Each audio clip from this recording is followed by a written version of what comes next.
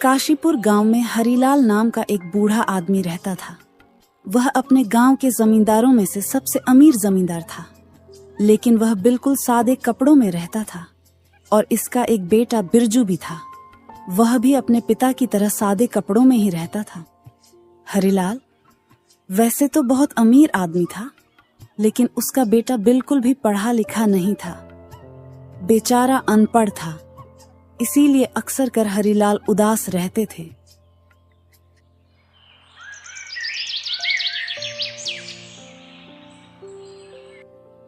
एक दिन हरिलाल और उसका बेटा अपने घर में खड़े थे। तभी हरिलाल उससे कहता है, बेटा बिरजू, तुम श्यामलाल के पास चले जाओ और उससे कहना कि इस महीने का सारा हिसाब बराबर करके एक पर्चा बना दे और उसे पर्चे को तुम मेरे पास लेकर आना। नहीं पिताजी, आप खुद चले जाइए, मैं वहां नहीं जा सकता। बेटा, तुम श्यामलाल के पास क्यों नहीं जाना चाहते? क्या वह तुमसे कुछ कहता है या फिर तुमसे कुछ पैसे मांगता है? अगर ऐसी बात हो तो तुम मुझे अभी बताओ, मैं उसे डांटूंगा। देखो पिताजी, ऐसी कोई बात नहीं है। श्यामलाल मुझसे कभी पैसे नहीं मांगता है और ना ही मुझसे कुछ कहता है। लेकिन पिताजी, मैं जब भी वहां आपका हिसाब कराने के लिए जाता हूं तो वहां खड़े लोग मुझ पर हंसते हैं और एक दूसरे को बताते हैं कि यह देखो, अनपढ़ आ गया। पिताजी, मैं अनपढ़ हूं, इसीलिए लोग मेरा मजाक उड़ाते हैं। इसीलिए मैं वहां नहीं जाना चाहता। कृपया करके आप खुद चले जाइए। देखो बेटा, अगर तुम ऐसा ही सोचते रहोगे तो कल को मैं नहीं रहूंगा, तो तुम इस कारोबार को कैसे चला पाओगे? बेटा, तुम अभी से ही हिम्मत जुटाओ, तभी आगे तुम एक कारोबार संभाल सकते हो।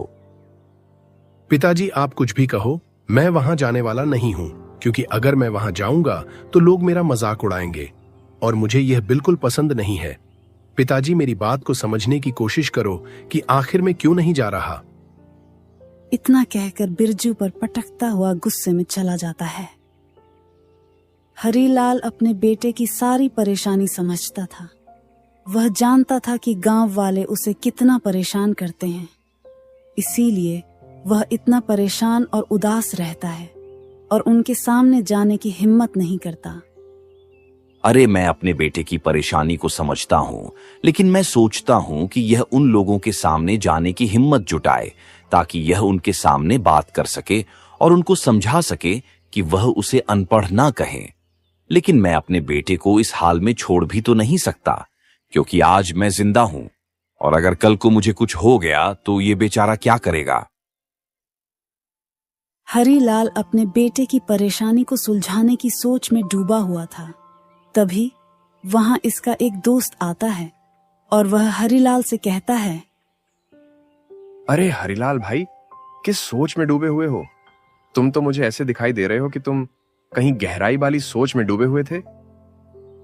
हाँ भाई, मैं बहुत गहरी सोच में डूबा हुआ था। अरे, मेरा बेटा बिरजू बेचारा अनपढ़ है, इसलिए हमारे गांव के लोग उसे तंग करते हैं और उसका मजाक उड़ाते हैं। मेरा बेटा उन लोगों के सामने जाने में बहुत कतराता है और मैं यही सोच रहा था कि इसको कैसे भी करके उनके सामने बात करने का तरीका बताऊं। हाँ, ये बात तो बिल्कुल गलत है। गांव वाले तुम्हारे बेटे के साथ ये गलत व्यवहार करते हैं, लेकिन छोड़ो उन बातों को, और मैं यहां एक खास बात बताने के चक्कर में आया हूं। देखो हरिलाल, पड़ोस के गांव में एक गरीब आदमी है और उसकी बेटी जवान है, तो आप अपने बेटे की शादी उसकी लड़की से कर दे तो बहुत अच्छा रहेगा, क्योंकि उन लोगों ने शादी करने के लिए हां कह दी है। बस अगर आप अपने बेटे की शादी उससे करना चाहो तो आप भी हां कर दो, तो यह रिश्ता पक्का हो जाएगा।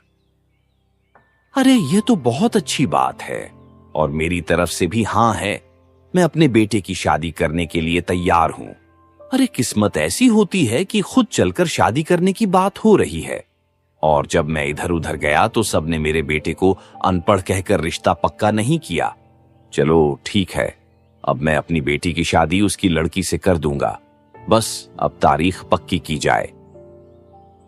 हाँ भाई, ठीक है, लेकिन एक बार अपने बेटे से भी पूछ लेना कि वह उस लड़की से शादी करेगा भी या नहीं। कहीं ऐसा ना हो कि तुम शादी करने के लिए हां कर दो और तुम्हारा बेटा बाद में मना करे, और यह सब इज्जत की बातें होती हैं। और इनमें बहुत संभल कर काम करना पड़ता है भाई। हाँ भाई, यह बात तो तुम बिल्कुल ठीक कह रहे हो। मैं आज शाम को अपने बेटे से उसकी शादी के बारे में बात कर लूंगा। लेकिन तुम भी उन लोगों को बता देना कि मेरा बेटा बेचारा अनपढ़ है, लेकिन धन संपत्ति की कोई कमी नहीं है। हाँ भाई, तुम भी बिल्कुल सही बात कह रहे हो, लेकिन तुम्हारा बेटा अनपढ़ है, ये बात उन्हें पहले से ही पता है।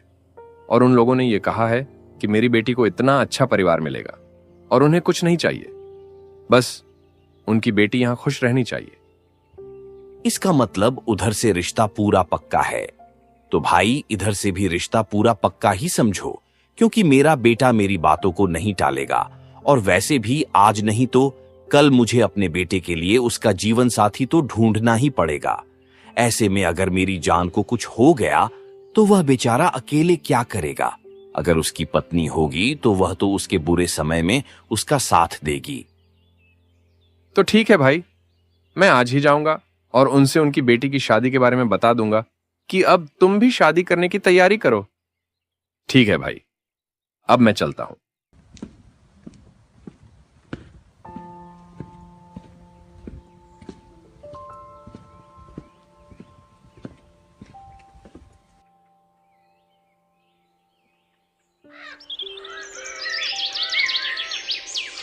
कुछ ही दिनों में बिरजू की शादी हो जाती है और उसकी शादी कुंती नाम की लड़की से होती है। कुंती बहुत ही खूबसूरत, समझदार और चालाक थी, लेकिन बिरजू अनपढ़ होने के कारण उससे बात तक नहीं करता था।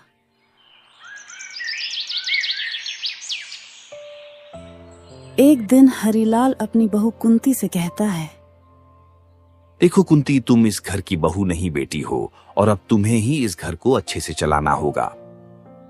पिताजी, मेरी शादी तो अभी हुई है और आप मुझे इस घर की मालकिन बना दे रहे हो। लेकिन पिताजी, आप ऐसा क्यों कह रहे हो? देखो बेटी, मेरा बेटा बेचारा अनपढ़ है, इसलिए गांव वाले उसका बहुत मजाक उड़ाते हैं, तो वह उन लोगों के सामने जाने में बहुत खतरा आता है। लेकिन अब मुझे खुशी है कि तुम्हारे जैसी बहू इस घर में आई है और तुम बहुत ही समझदार हो, इसीलिए मेरे बेटे का अच्छे से ख्याल रखना। अच्छा, तो ये बात है। हाँ पिताजी, फिर तो आप बिल्कुल दिक्कत मत लीजिए, क्योंकि मैं उनके अच्छे से ख्याल रखेगी। लेकिन पिताजी, वह मुझसे बातें क्यों नहीं करते हैं? आप कृपया करके उन्हें समझाइए और उनसे कह दीजिए कि मुझसे बातें किया करें। ठीक है बेटी, मैं उसे जरूर समझाऊंगा। अरे, उसकी माँ के गुजर जाने के बाद वह अकेला रहने लगा था और उसके दिल का हाल आज तक किसी ने नहीं जान पाया, जहां तक कि मैं भी नहीं जान पाया। लेकिन बस मुझे इतना मालूम है कि मेरे बेटे को खाने में दाल रोटी चावल आलू बहुत ज्यादा पसंद है। चलो कोई बात नहीं पिताजी, लेकिन अब मैं और भी ज्यादा खुश हूँ क्योंकि आपने बता दिया कि उन्हें दाल रोटी चावल आलू पसंद है। तुम्हें आज ही उनके लिए दाल रोटी चावल आलू बनाकर रखती हूँ। कुंती ने शाम को बिरजू के मनपसंद का भोजन बनाया और उसके सामने रखकर उससे कहा, ये लो जी, मैं आपके मनपसंद का भोजन बनाया है, आप खाकर बताओ कि यह कैसा है। अरे सच में तुमने तो मेरे मनपसंद का भोजन बनाया है। कुंती, तुम्हारा बहुत बहुत धन्यवाद। लेकिन तुम यह बताओ कि तुम्हें कैसे पता कि मुझे दाल चावल रोटी आलू पसंद है? अरे, यह बात तो मुझे पिताजी ने बताई थी, इसलिए मैंने आपका मनपसंद भोजन बना दिया। लेकिन आप मुझे धन्यवाद क्यों कह रहे हो? अरे, मैं आपकी पत्नी हूं तो आपके लिए हर काम कर सकती हूँ। कुंती, मैं क्या बताऊं कि मैंने आज तक किसी से बात नहीं की है, क्योंकि मेरे अनपढ़ होने के कारण मेरा कोई दोस्त नहीं बना। पिताजी की इतनी इज्जत होने के बावजूद भी लोगों ने मेरा हर समय मजाक उड़ाया है। लेकिन अब मुझे समझ में नहीं आ रहा है कि मैं तुमसे कैसे और क्या बातें करूं।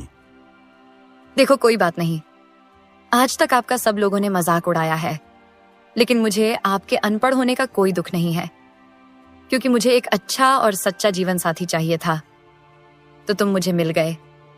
बस अब मैं सारे जीवन भर आपकी सेवा करूंगी। कुंती, मुझे बहुत खुशी है कि तुम जैसे पत्नी मुझे मिली है। अरे, मेरी माँ के गुजर जाने के बाद मैं खुद को आज तक अकेला महसूस करता था, लेकिन अब जब मैंने तुमसे बातें की तो मुझे बहुत अच्छा लगा, क्योंकि जब मैं अपनी माँ से ऐसी बातें करता था तो बहुत अच्छा लगता था।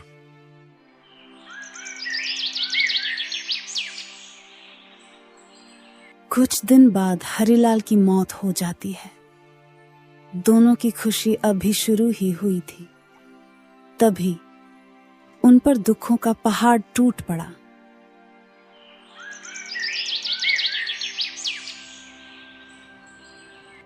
एक दिन बिरजू उदास होकर अपने पिताजी के कमरे में बैठा हुआ था। तभी कुंती उसको समझते हुए उससे कहती है, अरे जी, मैं जानती हूँ यह समय अच्छा नहीं है, लेकिन अब आपको ही सब कारोबार संभालना होगा। अब पिताजी की जगह पर आपको खर्चा और बचत का हिसाब रखना होगा। नहीं कुंती, मैं यह नहीं कर सकता हूँ, क्योंकि वह लोग मेरी बात को ही नहीं मानेंगे। क्योंकि मैं जो अनपढ़ हूँ, वह सब मुझे अनपढ़ कहकर चिढ़ाएंगे। उनकी मेरे बस का काम नहीं है। मैं आपकी मजबूरी को समझती हूँ, लेकिन अब इस कारोबार के सिर्फ आप ही मालिक हैं। आज नहीं तो कल आपको तो कारोबार संभालना ही होगा। अगर आप नहीं संभालोगे तो कौन संभालेगा? दोनों आपस में बातें कर ही रहे होते हैं। तभी वहां रामलाल आता है, जो बिरजू के पिता को बताता था कि कहाँ कितने पैसे लगे हैं। देखो मालकिन, छोटे मालिक साहब ने आज तक कोई हिसाब नहीं देखा है, तो वह इतने बड़े कारोबार को कैसे संभाल पाएंगे? और पता नहीं ये कारोबार संभालते समय क्या क्या गलती कर दें, और ना जाने ये कहां पैसा खराब कर दें। इससे अच्छा है कि मैं ही इस कारोबार को संभालूं, और जो भी हिसाब होगा वह मैं आपको बताऊंगा। हाँ, तुम बिल्कुल ठीक कह रहे हो। मेरे कारोबार को बस तुम ही संभालो, और जो भी हिसाब हो वह मुझे और मेरी पत्नी को दिखा देना। नहीं, ऐसा कैसे हो सकता है? देखो जी, और मैं नहीं चाहती कि कोई दूसरा इस कारोबार को संभाले, क्योंकि आज नहीं तो कल आपको आपका कारोबार संभालना ही पड़ेगा। तो आप धीरे धीरे करके सीख जाओगे। मैंने बोला ना कुंती कि मुझसे एक कारोबार नहीं होगा। दोनों की ऐसी बातें सुनकर रामलाल उल्टे पैर घर से बाहर निकल जाता है। रामलाल बाहर जाकर खुद से कहता है, अरे मुझे कब से इंतजार था हरिलाल के करने का, और अब वह मर गया है। मैं मालिक बनना चाहता हूं, लेकिन अब इसकी चतुर बहू बीच में बाधा बन रही है। और अगर मैं मालिक नहीं बन पाया तो फिर क्या मैं मक्खियों को मारूंगा? नहीं नहीं, ऐसा नहीं हो सकता। मुझे कुछ तो करना पड़ेगा। अगर इस चालक बहू ने उस अनपढ़ के अंदर आत्मविश्वास भर दिया तो मैं कभी मालिक नहीं बन पाऊंगा, और मेरा यह वर्षों का सपना अधूरा ही रह जाएगा।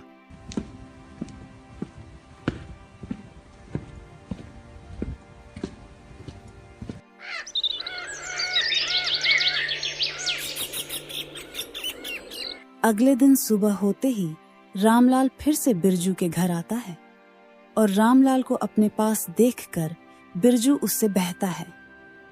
क्या हुआ रामलाल जी, आप इतनी सुबह सुबह यहाँ कैसे आए हो? क्या कोई बात हुई है या फिर और कुछ है? नहीं, कोई खास बात नहीं है। मैं बस आपसे यह कहने के लिए आया था कि आपने अभी तक कोई काम नहीं संभाला है, तो आप ऐसा करो कि कुंती बहू को काम संभालने की जिम्मेदारी दे दो, ताकि जब आपकी पत्नी कम संभालेगी तब आप दोनों को एक दूसरे पर भरोसा होगा। कुंती बहुत समझदार थी, इसलिए वह रामलाल की चाल तुरंत समझ जाती है। वह सोचती है कि रामलाल बिरजू और मेरे बीच एक दीवार खड़ी करना चाहते हैं, जिससे कि बिरजू जी भड़क जाएं और सारा काम रामलाल को ही संभालने दें। नहीं नहीं, ऐसा कैसे हो सकता है? अरे जब तक बिरजू जी है तब तक यही काम संभालेंगे, और अब तक इन्होंने काम इसलिए नहीं संभाला था। पिताजी काम संभालते थे, और आपके होते हुए बेटा कैसे काम संभाल सकता है? और आज नहीं तो कल एक काम तो खुद संभालेंगे ही। अच्छा कुंती, बहुत तुमने ठान लिया है कि आखिर बिरजू मालिक ही काम को संभालेंगे। चलो कोई बात नहीं, वह आप दोनों का आपसी मामला है, उसमें मैं कुछ नहीं कर सकता। लेकिन एक और बात है जिसके लिए मैं यहां आया हूं। बताइए रामलाल जी, वह क्या बात है जिसके लिए आप यहाँ आए हैं? देखो, आपके पिताजी लोगों को कर्ज देते थे, लेकिन उस कर्ज पर वह बिल्कुल भी ब्याज नहीं लगाते थे। और गांव के लोग कल मुझे कह रहे थे कि मुझे कुछ पैसों की जरूरत है।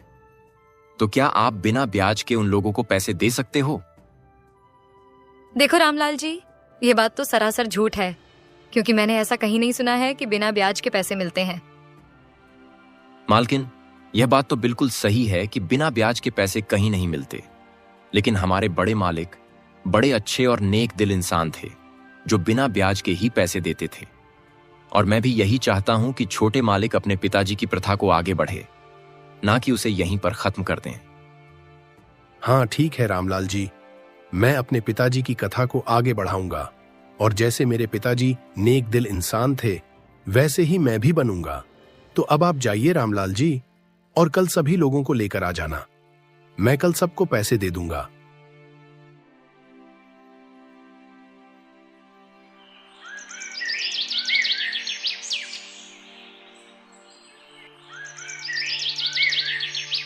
अगले दिन सुबह होते हैं। रामलाल कई लोगों को लाकर बिरजू के सामने खड़ा कर देता है। मालिक ये है, बोलो जिन्हें पैसों की जरूरत है तो कृपया करके आप इन लोगों को पैसे दे दो। मालिक, आप बहुत नेक और अच्छे दिल इंसान हैं। आपके पिता ने हम लोगों की बहुत मदद की है और अब हम लोगों को और पैसों की जरूरत है, तो कृपया करके आप हम लोगों को पैसे दे दो। हाँ, पैसे तो आप लोगों को मिल जाएंगे, लेकिन आप लोग पहले ये बताइए कि आप लोगों को पैसे किस काम के लिए चाहिए।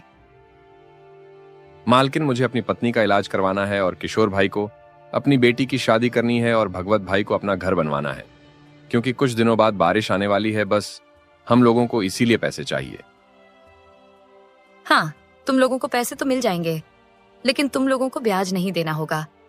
लेकिन तुम्हें अपना घर हमारे पास गिरवी रखना होगा, तभी आप लोगों को पैसे दिए जाएंगे। नहीं नहीं, हम लोग अपना घर तुम्हारे पास गिरवी नहीं रख सकते। और रामलाल, तुम तो कह रहे थे कि हम लोगों को फ्री में पैसे मिलेंगे, कोई चीज गिरवी नहीं रखनी होगी। अरे तुमने हम लोगों को झूठ बताया था। उसे आदमी की बात सुनकर दोनों समझ जाते हैं कि रामलाल की चाल थी कि हम लोगों से पैसे हड़प लें। फिर गुस्से में आकर बिरजू रामलाल से कहता है, धोखेबाज गद्दार रामलाल, चला जा यहां से और कल से कम पर आने की कोई जरूरत नहीं है। अरे तूने हमारे साथ गद्दारी की है और इन विचारों को पैसों का लालच देकर झूठ बुलवाने के लिए यहां लाया था। जहां चला जा यहां से, नहीं तो इन्हीं लोगों से कहकर